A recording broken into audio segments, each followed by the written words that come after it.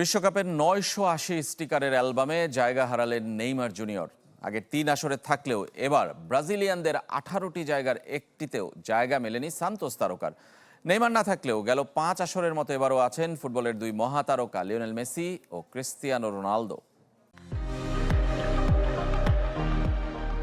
এক দশকেরও বেশি সময় ধরে ব্রাজিলিয়ান ফুটবলের সমার্থক ছিলেন।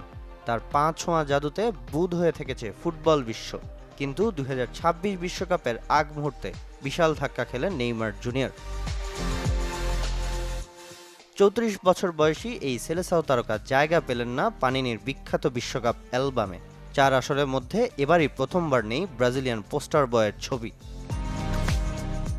গেল শনিবার ৪৮ দেশের তারকা সহ ৯৮০টি স্টিকারের বিশাল সংগ্রহশালা উন্মোচন করেছে পানিনি।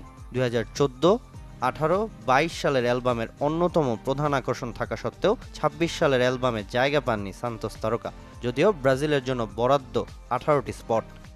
আমাদের একটি বিভাগ প্রতিনিয়ত জাতীয় দলের ডাক পাওয়ার বিষয়গুলো পর্যবেক্ষণ করে এবং বিশ্বকাপে প্রতিটি ফুটবলারের থাকার সম্ভাবনা বিশ্লেষণ করে।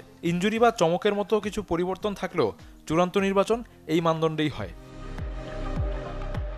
পানিনি বাণিজ্যিক সিদ্ধান্ত হলেও বিশ্বকাপের মূল স্কোয়াডে কে থাকবেন সে সিদ্ধান্তের ভার ব্রাজিল কোচ কার্লো আনচেলোত্তির।